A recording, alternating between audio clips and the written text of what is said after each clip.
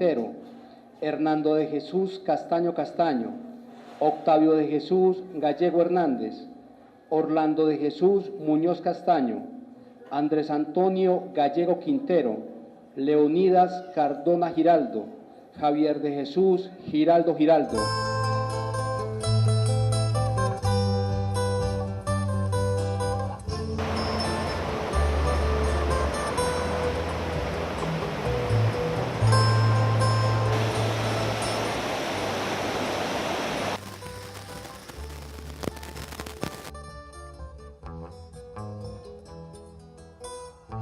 Mi nombre es Flor Gallego, yo soy de la vereda La Esperanza, del municipio del Carmen de Ioral. Fue mi tierra que me vio crecer, me vio nacer.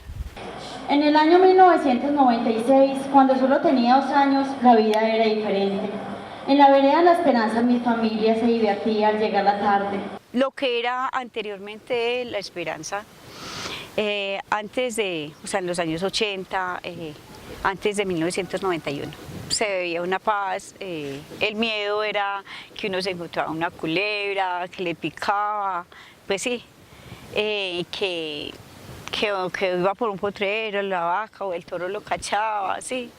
Pero el resto no, nada, uno andaba tarde de la noche, había festivales, mingas, y sí, sucedían algunas peleas, sucedían era que los campesinos sacaban el machete. Era el único, o sea, nadie tenía un arma, nadie sacaba un arma y no se veía un muerto, ni se veía nada, pues que eran pues asesinados, pues, porque pues para morirnos sí se ven, pero por asesinato no. La vereda La Esperanza tiene unas características importantes que muchos desconocemos. Es una vereda del Carmen de Viboral, pero es una vereda que se llega más fácilmente por el corredor de la autopista Medellín-Bogotá. Casi que si uno geográficamente no sabe que ese sitio donde ocurrió la masacre es del Carmen, uno creería tranquilamente que es de Cocorná, y está nuevamente ubicada sobre esa franja de la autopista Medellín-Bogotá que significó tanto en la lucha por el dominio estratégico y de ese corredor. Pues ya en 1991 llegaron los grupos armados, quienes fueron los del EPL, a hacer presencia, pero de paso el ELN no tuvo como una posición bastante fuerte en ese territorio. O sea, pasaban, se identificaban, pero no se quedaban.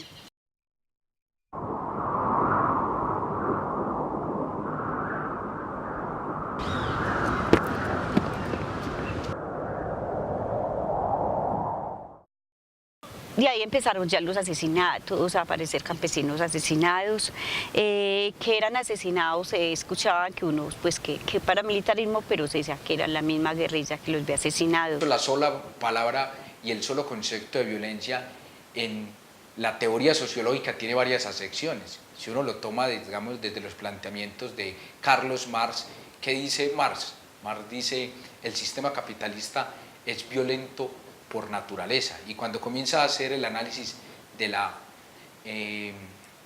capital originario, muestra que ese capital originario fue adquirido de una forma violenta. Cuando comienza a hacer las relaciones entre una clase social y otra clase social, establece que estas relaciones son de carácter violento. ¿Y cuál es la determinación que da para la violencia?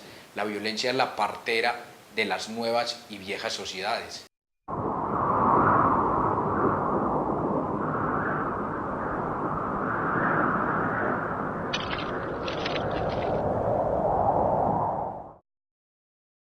En 1994 ya se dieron las primeras desapariciones en la vereda San Vicente, que queda a un lado totalmente, ahí se puede decir menos de 1 kilómetro de La Esperanza. Una violencia de carácter político, económico y social. Eso implica que había en juego concepciones diferentes de la sociedad, y eso llevó a que hubiera un poco violencia en el oriente antioqueño. Y ya lo que sucedió en 1996, que ahí sí ya llegaron fue con la arremetida de la desaparición ya de los campesinos, porque a quienes desaparecieron allá en la vereda de La Esperanza desaparecieron fue a los campesinos, quienes se sacaron de sus casas fueron a los campesinos, allá no se llevaron los guerrilleros sino los campesinos. los que trabajan la tierra, los que habían nacido en el campo, los que habían crecido allá y los que estaban ahí. La memoria hoy la hacemos y hacemos este refrán. La memoria es el alma de aquellos que ya no están. De aquellos que ya no están hoy en esta población, pero que dejan amor y esas huellas en el corazón.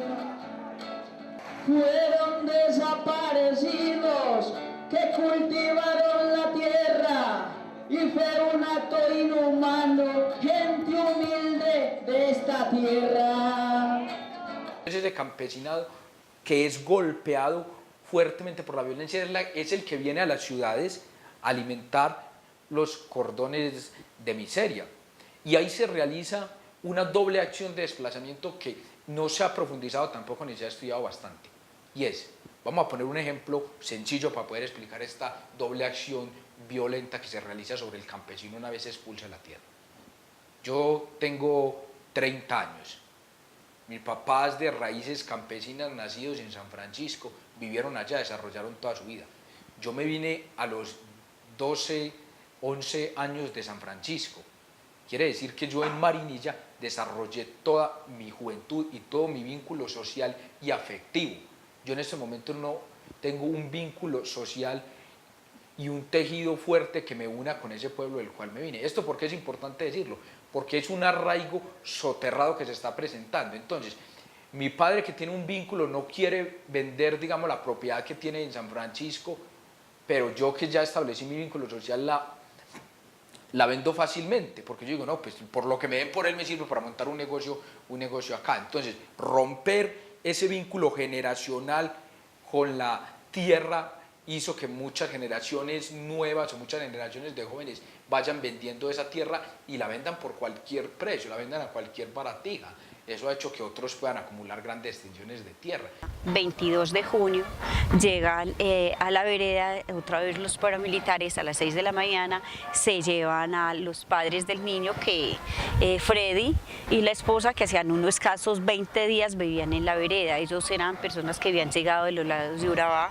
Pues en realidad en esos 20 días nosotros no pudimos saber quiénes eran ellos. O sea, para mí, yo no los conocí ni pude saber quiénes eran ellos, porque ya han demasiado de tiempo. Ellos pagaban arriendo junto a una casa de la autopista y se los llevan y obligan a dejar el niño abandonado, y ellos toman el niño, lo tiran en unos jardines. La mamá lloraba que por favor que el niño, el bebé, porque a ella se lo arrebatan de sus brazos. Pues eso era lo que a mí me contaba el vecino siguiente, que él estaba viendo por la ventana lo que pasaba y cómo lo toman de una mano y de una piernita, y así se lo llevan al otro señor de avanzada edad, como de 80 años, el difunto Miguel Alpidio, y se lo entregan y le dicen que tomara el niño, que ellos se volvían a regresar después a por él y que lo cuidara. Después de ese día, el niño empezó familia en familia, o sea, porque los demás ya habían conocido la historia, como ellos habían dicho que volverían a por él. Entonces lo tenían mediodía, de un día para otro, unas horas, y el niño se lo rotaban. 24 de junio llegan a mi casa la vecina y el vecino pues más cercano que yo tenía, y me llevan el niño. Y me dicen que le cuidara el niño hasta el otro día, pero no era hasta el otro día, el niño era porque era la forma de salirse del niño. Y yo, cuando pasó eso, yo sí, lo primero que yo miré fue el niño, pues una criaturita demasiado pequeña, tenía menos de 2 meses. Ese día 24 de junio, el día que me llevaron en la mañana el niño, ese día a mi hermano le piden documentación los militares. Él había estado en una reunión para partos, porque allá habían muchos parteros, que, o sea, casi nadie nos gustaba ir a tener un hijo al hospital, sino que nos atendieran los parteros. Entonces él está en una capacitación con ellos, porque mi hermano Juan Carlos era promotor de salud. Llega mi hermano y en ese momento que le piden documentación, él muestra, le sale el carnet de promotor de salud. Entonces, uno de los militares le dicen a este gran hijo, no sé cuántas, es el colaborador de las guerrillas.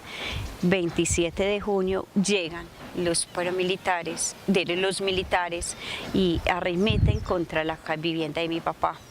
A las 2:30 de la mañana dispararon más de media hora, una hora, no sabemos, pero fue muchísimo tiempo. Dispararon sobre la vivienda porque para ellos supuestamente la vivienda estaba llena de guerrilla. Y los únicos que estaban ahí, que habitaban ahí, eran mis padres y mi hermano. Mi hermano gritaba desde dentro, auxilio, somos una familia, no disparen más, somos una familia, pero los disparos nunca cesaban y seguían disparando de diferentes lados y con diferentes armas. En el Chibonier y en las vigas, en la madera, quedaron esquirlas de granadas pegadas. Allá, o sea, lo único que no pudieron hacer ellos fue la ayuda divina que Dios los protegió, porque a mi papá le pasó una bala raspando por acá, ellos se hicieron en un rinconcito de lado, porque allá hasta las cucharas fueron traspasadas por las balas. Yo tengo una Sagrada Biblia que quedó una bala dentro de la Sagrada Biblia, una bala de fusil. Entonces hasta la palabra de Dios también fue traspasada y también es testigo de lo que pasó con estos militares.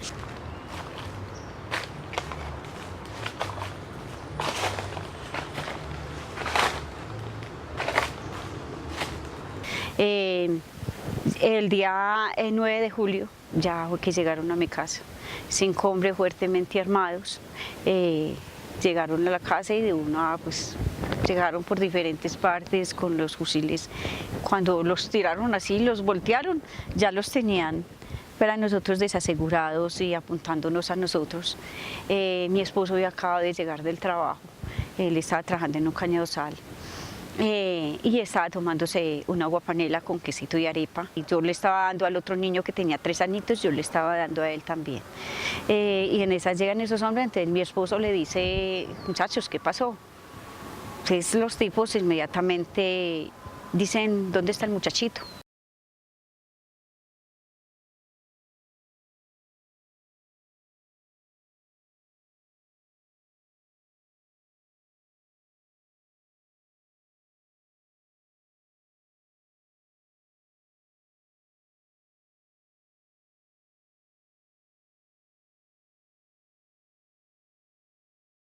Si es el niño está ahí.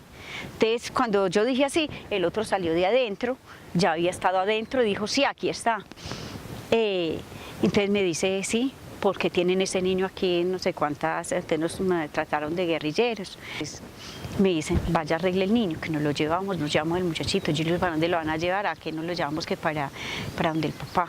Entonces, yo me fui y entré y empecé a cambiarle el pañal al niño.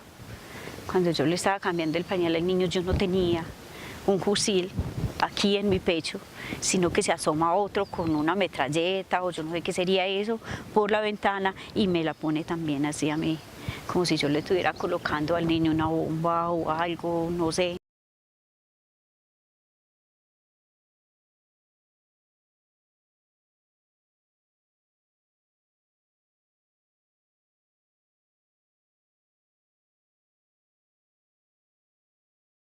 Porque van a hallar a mi esposo, miren todos los niños que yo tengo, yo estoy en embarazo.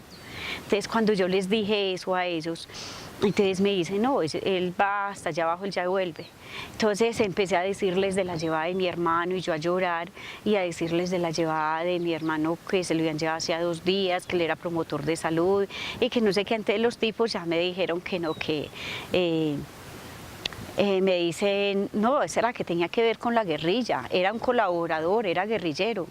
Lo que yo hablé con ellos fue muchísimo, contradije muchísimo con ellos, pero nunca fue posible absolutamente nada. Para ellos no vale nada. O sea, es lo más duro pues ver cómo lo que hacen.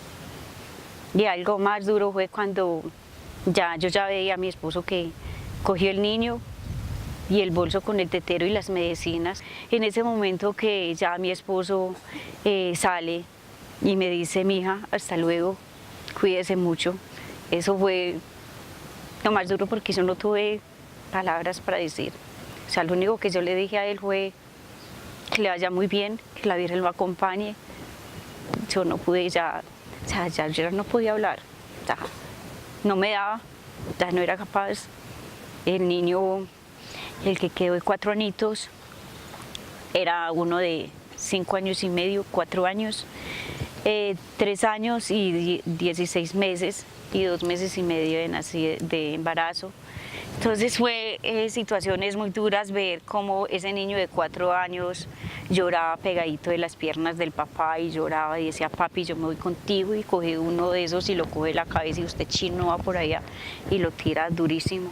Y ese niño lloraba, papi, yo me voy con usted, yo me voy, y era agarrado de las piernas y él no lo quería dejar mover. Era tanta la fuerza que el niño tenía que no quería dejar mover el papá totalmente, no lo quería dejar caminar. El niño lloraba impresionantemente, y sí, durísimo pues ver yo cómo bajaban con él, se desgranó una lluvia tan dura, un huracán, que después ya yo no, lo único que yo veía cuando él pasaron por la quebrada y llegaron casi a la autopista, eso fue terrible. Yo sentí que yo ya no iba a soportar, porque no solamente pensar en el dolor de mi hermano Juan Carlos, y que era también el padrino de mi niño, el de 4 años, pensar en lo de mi esposo y que esos niños estaban solos y que yo no me había preparado para tener unos hijos, para sacarlos sola adelante, ¿sí? Yo me había preparado para casarme y tener unos hijos y que hubiera un papá y una mamá para ellos. Y que saber que tenía toda esa cantidad de niños ahí solos y que, pues, muy duro. Y ahí cuando en ese momento que pasa esto, yo lo único que hice fue yo lo único que sentía era como si a mí se me fuera a salir ese bebé. Yo sentía que se me iba a salir, yo me apretaba el vientre porque el dolor que yo sentía era terrible. Mi cuerpo se desgonzó, yo no era capaz de sostenerme, de sentarme ni de nada, sino que yo me fui al piso porque yo no tenía ni aliento, yo no tenía sino un dolor aquí horrible y esto aquí que no me daba.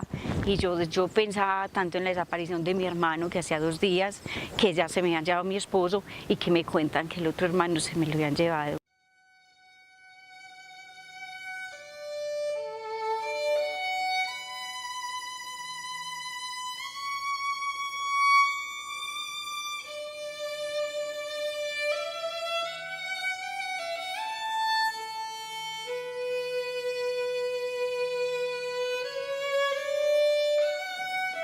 Más allá de la lucha.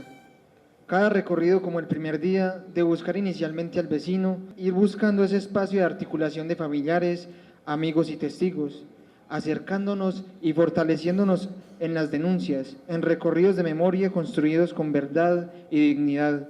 Que ha sido un proceso bastante agotador, no ha sido fácil, ha sido difícil. Pero todos siempre llegábamos primero a hacer la denuncia, primero a contarle al sacerdote. O sea, el sacerdote siempre ha sido el más cercano de nosotros y el que siempre estaba ahí. Antes era el que nosotros podíamos tener confianza en él y confiábamos en él. Fui párroco de San Carlos. De San Carlos pasé a Cocorná también como párroco en la época más difícil del Oriente, aunque me tocó vivir 7 años en San Carlos muy difíciles. Pasé a Cocorná a partir del año 1994, cuando la guerra se recrudeció más en el Oriente y el papel de uno como sacerdote era defender la vida. Por eso nosotros, cada que moría una persona, inmediatamente la encomendábamos en la oración, fuera guerrillero, fuera soldado, fuera paramilitar, campesinos, civiles, el que fuera. Y orábamos siempre por ellos, orábamos por los secuestrados. Me tocó involucrarme muy de lleno en el conflicto por intermediación para los fieles. Un dolor terrible y una situación que, ¿para dónde voy? ¿A quién me apego? ¿A quién le digo? Es muy duro saber que que el paramilitar está contra de uno, que el guerrillero está contra de uno, que el ejército, el mismo Estado contra de uno. O sea, son situaciones terribles, pero muy terribles que se viven y que este es el momento que no hemos podido elaborar ese duelo.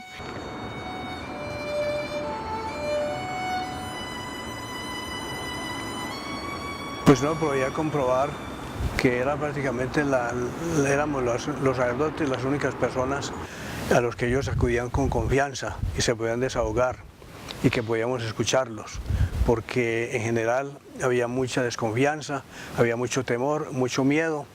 Y yo decía, es que uno no sabe con quién está hablando, únicamente sabemos con quién estamos hablando cuando venimos a hablar con ustedes, porque nos escuchan y sabemos que no nos van a traicionar. Y es bonita esa confianza de la gente, y por eso uno se sentía más comprometido todavía. ¿Cómo abandonarlos? ¿Cómo ser indiferentes ante un dolor tan grande? Eso no estaría de acuerdo con nuestra misión y como seres humanos tampoco. Yo llegué también, fue primero donde el sacerdote, y todos llegaron, mi esposo también llegó, fue donde el sacerdote, y todos los demás también llegaron, fue donde el sacerdote, y el sacerdote ya nos guiaba hasta la personería y todo esto. Cuando yo llegué donde el sacerdote, del padre José Olimpo, y yo le comento esto, me dice, ¿cómo así? Si su esposo estuvo antier acá.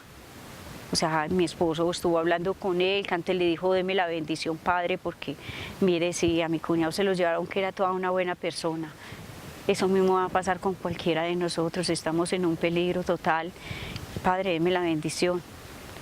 Pues me dijo a mí el padre, entonces, y el padre fue el que me orientó, me llevó allá, pues sí, era el que, o sea, el que nos acogía en todo, siempre el acogedor, el que nos estuvo acompañando durante mucho tiempo, fue párroco y nos acogía muchísimo y que estaba muy pendiente de todos allá en la vereda con todo lo que había pasado.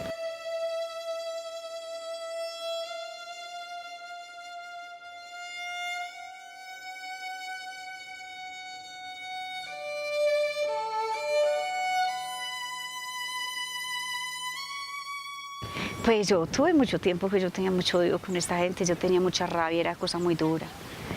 Yo puedo decir que yo pasé por ahí alrededor de 2 años que yo me subía a los carros.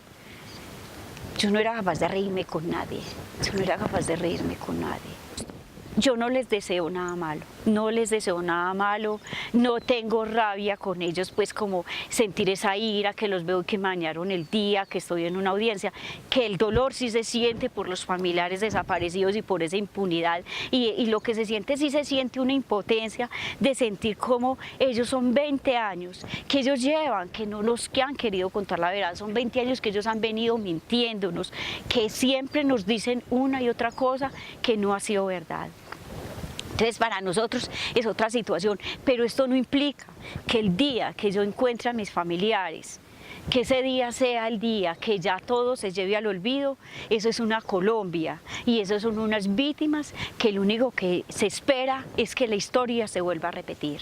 No podemos olvidar, y yo recuerdo algo que dijo el Papa Benedicto XVI, creo que era en Irlanda, dijo, nosotros no podemos olvidar las víctimas, así pasen 500 años de la magnitud de esas grandes violaciones a los derechos humanos. Tenemos que hacer memoria.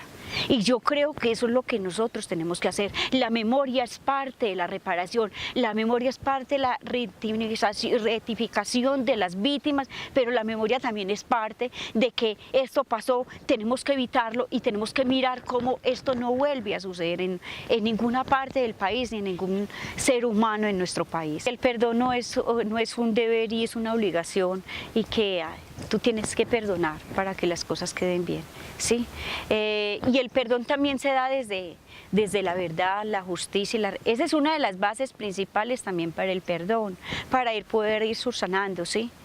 Es una de las bases que tú le perdonas a aquel, te puedes reconciliar, pero porque aquella persona de verdad tuvo el propósito, tuvo el ánimo y esa verdad de contarla, de hacerla visible, de ir reparando con esa verdad a la otra persona.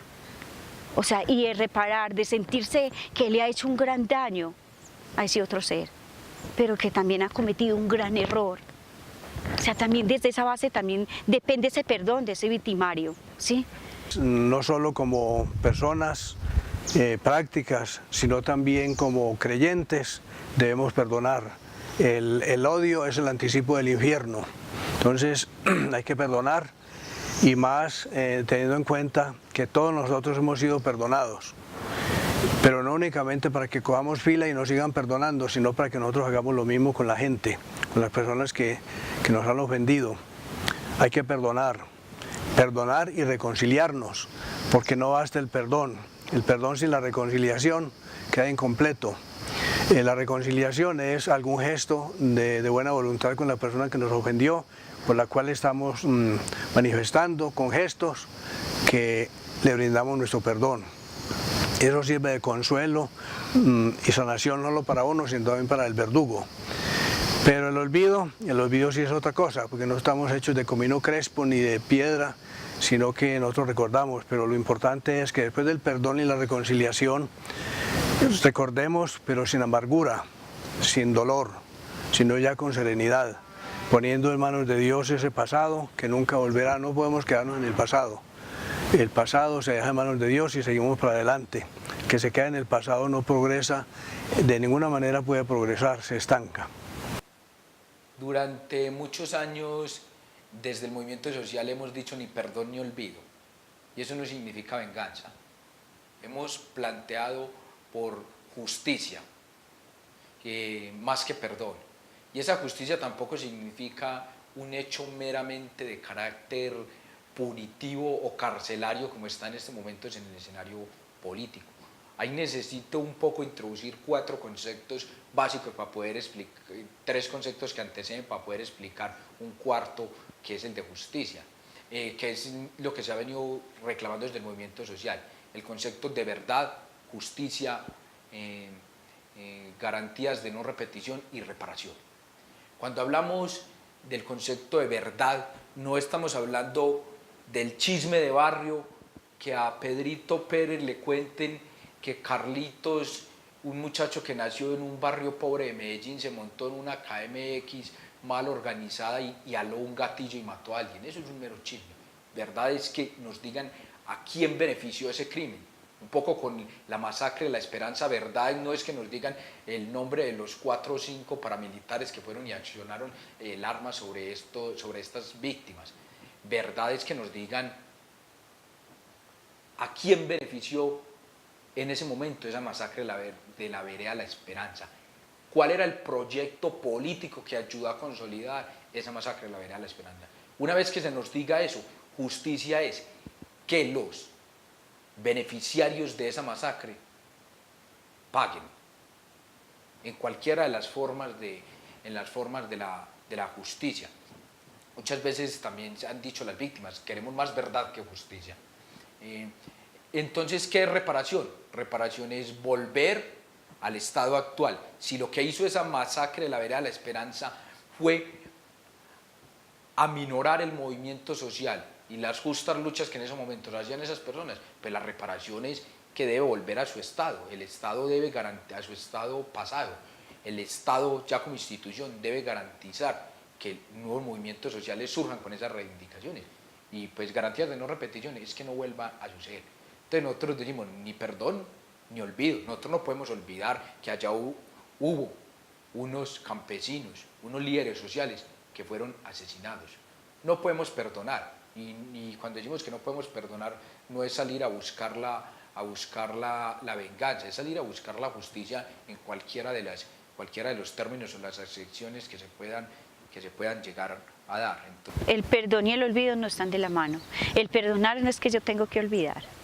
El perdonar es no sentir odio contra esa persona. El perdonar es no desearle el mal a esa otra persona. El perdonar no es que cuando yo vea a esa persona yo me sienta que mi día se me acabó, que ya no me puedo reír, que ya no puedo hablar nada bueno porque acabó con todo mi ser y ya no me siento bien hoy porque veí a esa persona, porque tengo que hablar. O sea, el perdón va es de esto, ¿sí? Que yo no sienta que esa persona, desearle el mal, sentir tanta rabia, o sea, eso es la forma de perdonar, ¿sí? O sea, ese perdón para mí, que se dice que el perdón viene de la reconciliación.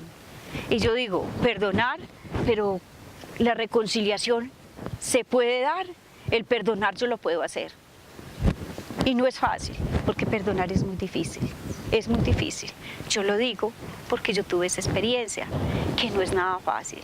El perdonar primero, para mí, en la base mía, respetando todas las ideologías, en la base mía, el perdonar, la fortaleza más grande mía fue Dios.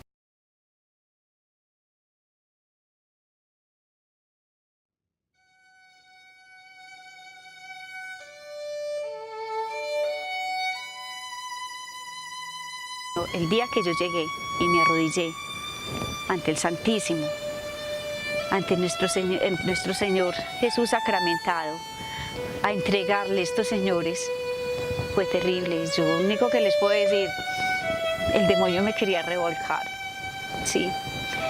Lo que me chuzaron y me destrozaron mi cuerpo, lo que yo sentía que me jalaban, yo no sé, yo creo que yo tenía el pelo así. A mí me jalaban del cabello, me tiraban mi cara, me tiraban para atrás, me tiraban de mis manos. Esto se me volvió, no, yo creo que era más que piel de gallina. Los vellitos se pararon, a veces se me perdía la visión, no veía, a veces iba a hablar así, pues en voz bajita ante el Santísimo, no me daba para hablar, la lengua se me pegaba, casi me quedaba atacada, era terrible. Esa vez sí sentí yo que ya me querían ir a coger y revolcar totalmente ante el Santísimo. Pues yo decía, Señor, yo estoy contigo y es a ti que te estoy entregando todo esto. Y yo lloraba y yo lloraba y yo decía, y este mismo dolor, Señor, te entrego, pero te entrego todos estos miles de asesinatos que cometieron estos hombres. Señor, ten compasión de ellos, dales la salvación. Voy con una canción del cantautor chileno Víctor Jara, El Arado.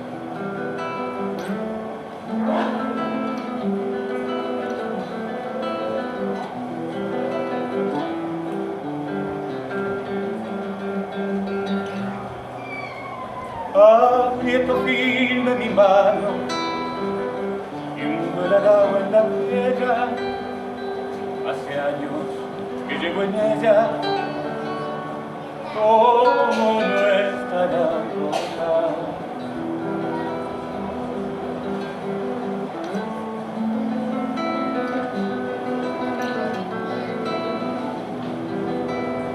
Aprieto firme mi mano y hundo el arado en la tierra. Hace años que llevo en ella, ¿cómo no estará agota? Vuelan mariposas, cantan grillos, la piel se me pone negra y el sol brilla, brilla, brilla. El sudor me hace surcos, yo hago surcos a la tierra sin pagar. Vuelan mariposas, cantan grillos, la piel se me pone negra y el sol brilla, brilla, brilla. El sudor me hace surcos, yo hago surcos a la tierra sin parar.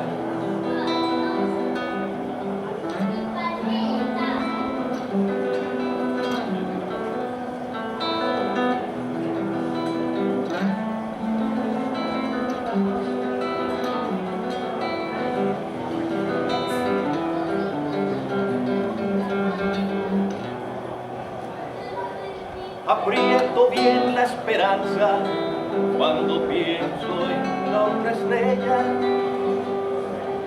Nunca es tarde, me dice ella, la paloma volará. Aprieto bien la esperanza cuando pienso en la otra estrella. Nunca es tarde, me dice ella,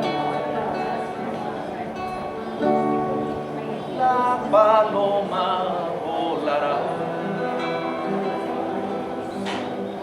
Vuela mariposa, cantan grillos, la piel se me pone negra y el sol brilla, brilla, brilla.